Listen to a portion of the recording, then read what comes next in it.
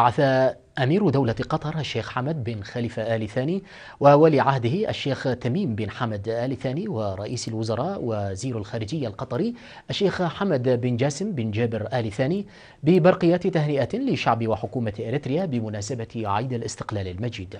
وعرب الشيخ حمد في البرقية التي أرسلها إلى الرئيس إسياس أفورقي باسمه واسم الشعب وحكومة دولة قطر عن تمنياته بالرخاء والازدهار لشعب إريتريا وموفور الصحة للرئيس إسياس أفورقي.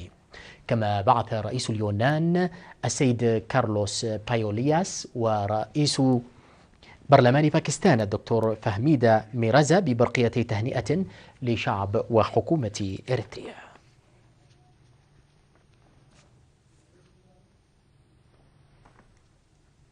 احتفل الإريتريون المقيمون في كل من أوغندا وبلجيكا وأستراليا ونيوزيلندا بالذكرى 22 للاستقلال بحفاوة كبيرة. ففي الاحتفال الذي جرى في أوغندا في الأول من شهر يونيو الحالي أوضح سعادة السفير محمد سليمان أحمد بأن ذكرى الاستقلال مناسبة لتقييم الشعب الإريتري مسيرة الإعمار وتجديد العهد لمضاعفة الجهود وتحقيق كافة الغايات الوطنية. ودعا الإريتريين المقيمين في أوغندا لاستغلال فرص الاستثمار المتاحة بالبلاد. ومن جهته قال رئيس لجنة تنسيق الاحتفالات بأوغندا السيد ناصر سعيد أن 24 من مايو فرصة لذكرى التضحيات الجسيمة التي قدمت من أجل نيل الاستقلال والذود عن الوطن، كما هي مناسبة فخر واعتزاز لجميع الإريتريين. وأثنى على كافة الجهات التي ساهمت في إنجاح الحفل. واشتمل الحفل الذي شارك فيه الإريتريون المقيمون في مختلف أنحاء أوغندا على برامج خاصة بالأطفال إلى جانب مشاركة مميزة لفرقة فنية أوغندية كانت قد شاركت في احتفالات البلاد العام الماضي، وكذا فرقة فنية قدمت من إريتريا. إلى ذلك احتفل الإريتريون المقيمون في بلجيكا بذكرى الاستقلال المجيد يوم السبت الماضي في العاصمة بروكسل بمشاركة واسعة للإريتريين وأصدقائهم هناك. وأوضح رئيس الجالية الإريترية في بلجيكا السيد رؤسوم غويتوم في كلمته بالحفل أن تحقيق إنجازات تنموية كبيرة على الرغم من العدائيات والمؤامرات المحاكة ضد الوطن دليل على قوة وصلابة التصدي الإريتري، مضيفا باستعدادهم التام لمضاعفة دورهم الوطني. من جهته أعرب القائم بالأعمال في السفارة الإريترية في بلجيكا السيد ناغاسي كاسا عن إيمانه بحتمية تحقيق الشعب الإريتري إنجازات تنموية بفضل قوة ووحدته وتضحياته الكبيرة أسوة بمسيرة التحرير، مشيرا إلى أن التصدي الإريتري الكبير في الداخل والخارج لضمان سلامة الوطن دليل على ذلك. وفادت الأنباء الواردة من هناك عن تقديم برامج وفقرات تمجد عادات وتاريخ الشعب الإريتري خلال الحفل. كما أكد الإريتريون المقيمون في مختلف مدن أستراليا ونيوزيلندا على وقوفهم خلف حكومتهم وشعبهم خلال الاحتفالات التي نظموها هناك. واشتملت الاحتفالات التي أقيمت في مدن بيرث وإدلايد وسيدني وبيرسبان وميلبورن الأسترالية وكذا مدن كريس غريغ وأوكلاند وويلينغتون النيوزيلندية اشتملت على العديد من الفعاليات والبرامج الشيقة.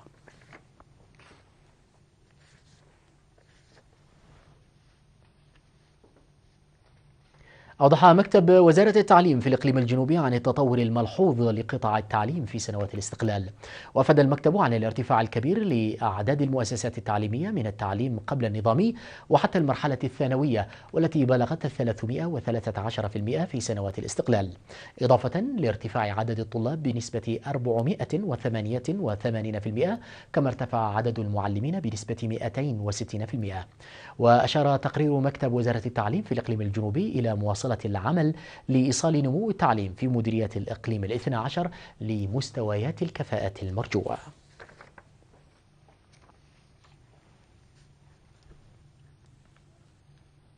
أوضح أعضاء الجيش الشعبي تعزيز مشاركتهم في أنشطة النفير لبناء خزانات المياه في طنقلحس ودعاريت في مديرية كرن لأهميته الكبيرة.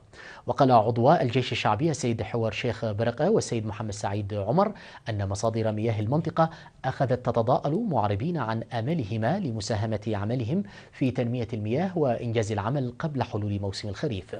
وذكر قائد الوحدة العاملة في النفير السيد قلاب جبر مريم أن الهدف الأساسي للجيش الشعبي هو الإعمار وتحسين حياة المواطنين، مؤكدا بأنهم يسعون جاهدين لإنجاز العمل في أقصر وقت للمساهمة الكبيرة لخزانات المياه التي يتم بناؤها في تخفيف نقص المياه في مدينة كرن. أوضح طلاب ومعلمو مدرسة أندرايب بأن المبنى الجديد للمدرسة ساهم في تحسين العملية التعليمية. وقال السيد إدريس الحاج والسيد حم الطاهر من الآباء أن المدرسة كانت تقدم الخدمات التعليمية في مكان مفتوح ومعرض للرياح والغبار، مما كان يؤثر على تلقي الطلاب، وأن تلقي أبنائهم التعليم في مبنى حديث يظهر جهود تضييق الهوة بين الريف والحضر. وذكر السيد حدوق طاهر والسيدة آمنة آدم والسيدة فاطمة آدم أن انتقال مدرسة اندرايب إلى مبنى حديث يعتبر تطورا كبيرا، داعين لإكمال أعمال تركيب الأبواب والنوافذ قبل حلول موسم الخريف. وقال مدير المدرسة السيد عبد صالح أن تشييد المبنى الحديث للمدرسة يعكس الاستثمار الكبير الجاري في التعليم.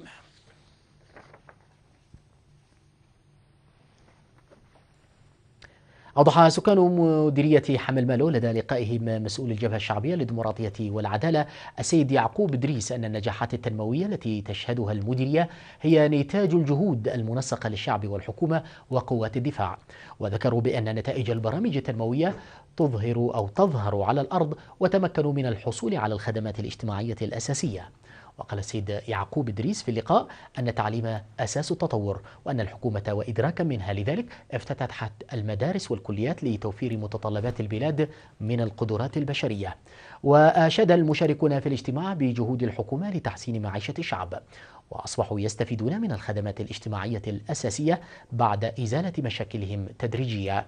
وشدد مسؤول الجبهة الشعبية للديمقراطية والعدالة في مديرية حمل ماله السيد يعقوب إدريس أن نجاح البرامج التنموية يتحقق بالمشاركة الفاعلة للشعب.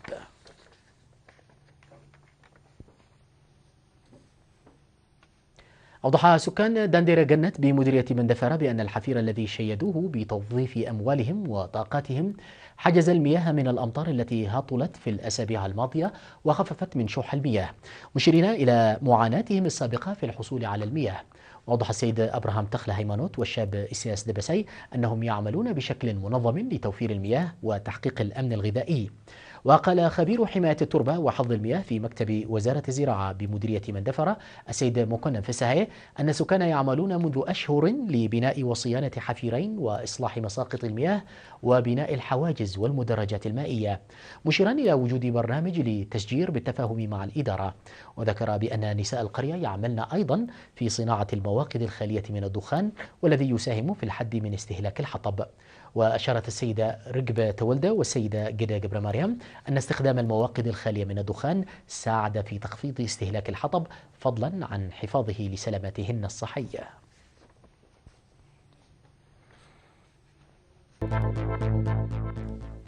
أهلا بكم من جديد. أصدرت اليوم الثلاثاء محكمة مصرية الحكم ضد 15 أمريكيا على الأقل بالحبس لمدة 5 أعوام في قضايا تتعلق بالمنظمات غير الحكومية العاملة في البلاد. كما قضت المحكمة بالسجن على 11 أجنبيا لمدة 5 أعوام في نفس القضية. والأجانب المحكوم عليهم غيابيا ينتمون إلى كل من النرويج وصربيا وألمانيا وعدة دول عربية في نفس قضية المنظمات الدولية العاملة في مصر.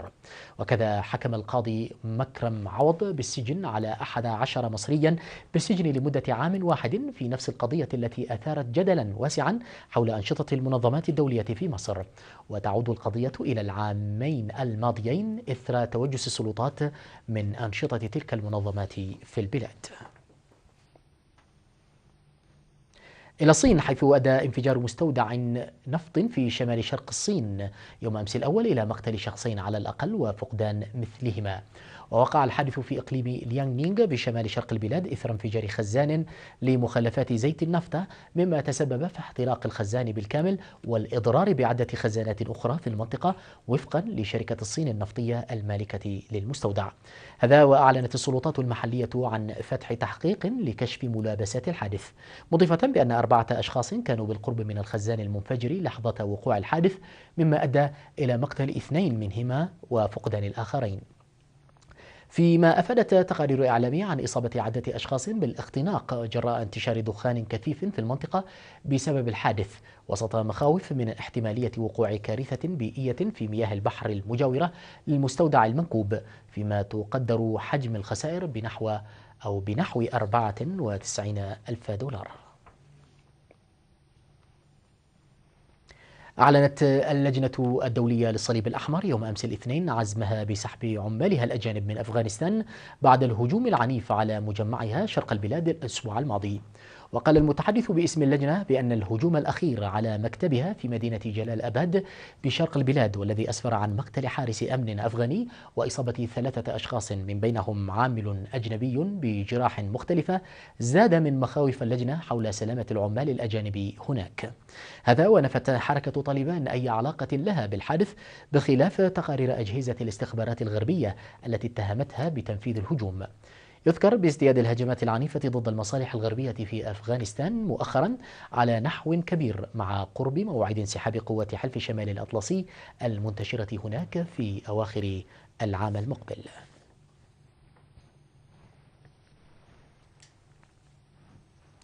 تمكنت السلطات اليابانية اليوم الثلاثاء تفجير قنبلتين ضخمتين من مخلفات الحرب العالمية الثانية عثر عليهما في وسط العاصمة طوكيو.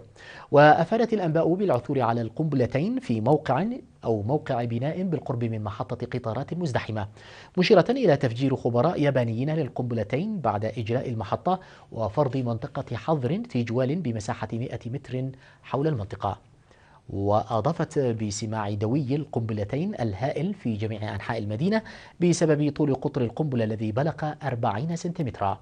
يذكر بتعرض اليابان إلى قصف مكثف من قبل الولايات المتحدة الأمريكية إبان الحرب العالمية الثانية، والتي انتهت في عام 1945.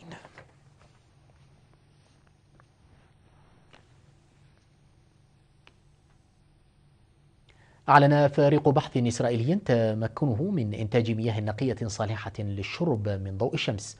وأوضح الفريق عن تمكنهم من تقطير مياه متجمعة في جهاز خاص يعمل بالطاقة الشمسية مزود بصحن لالتقاط قطرات المياه قبل تنقيتها، مشيرا إلى أن تقنياتهم الحالية ستحدث ثورة عملية في مجال إنتاج المياه بالعالم وحل مشكلة قلة وتلوث المياه في الدول النامية على نحو خاص.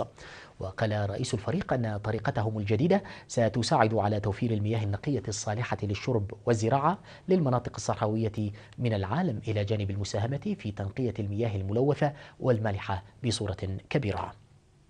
هذا وقالت الشركة الداعمة للمشروع في مدينة القدس عن رخص سعر الجهاز وسهولة تشغيله فضلا عن محافظته للبيئة.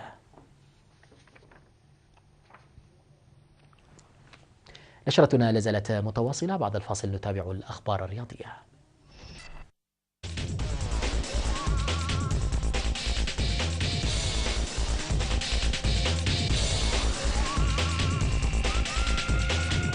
وقع اللاعب البرازيلي نيمار عقدا مع نادي برشلونة الأسباني للعب في صفوفه لمدة 5 أعوام مقابل 57 مليون يورو، أي ما يعادل 74.6 مليون دولار أمريكي.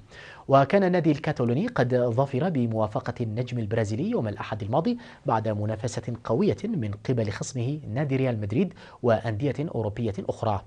هذا ومن المتوقع أن يساهم انضمام نيمار إلى صفوف البارسا في تعزيز الصفوف الأمامية لبرشلونة للمنافسة على الألقاب القارية التي غاب عنها خلال الموسمين الماضيين.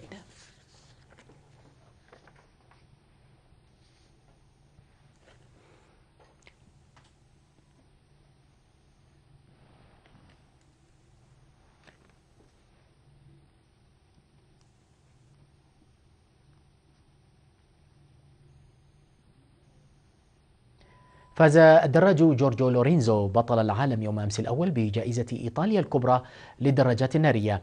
وتمكن لورينزو بدراجته الياماها من الفوز بالسباق للمرة الثالثة على التوالي خلال السنوات الثلاث الماضية، فيما احتل الدراج الأسباني داني بيدروسا المركز الثاني. وقد شهد السباق حوادث اصطدام للدراجات من بينهم الدراج مارك ماركيز. وبهذا الفوز صعد جورج لورينزو إلى المركز الثاني في الترتيب العام لبطولة العالم للدراجات النارية برصيد 91 نقطة، فيما يتصدر الدراج مارك ماركيز الترتيب برصيد 103 نقاط. وفي منافسات الدراجات النارية للفئة الثانية فاز الدراج سكوت ريدينغ بالمركز الأول، فيما ظفر لويس سالوم بسباق الفئة الثالثة.